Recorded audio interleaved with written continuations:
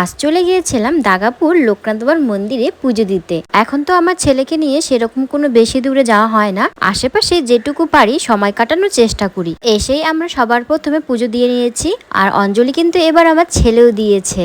পুজো শেষ হয়ে যাওয়ার পর আমরা ভাবলাম একটু ভিডিও করে নিই, তো এখানে বসে বসে আমরা বেশ খানিকটা সময় কাটিয়ে নিয়েছি। প্রত্যেকবার তো আমরা দুজন বেড়াতে যেতাম, এবার কিন্তু আমরা তিনজন হয়েছি।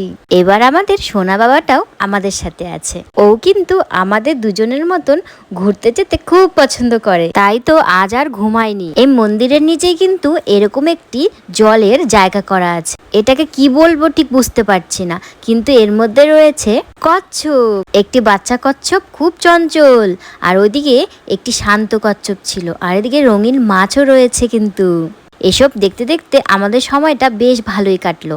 এবার আমাদের বাড়ি ফেরার পাল্লা। সো দেখা হচ্ছে পরের একটি ব্লগে। Tata, bye bye.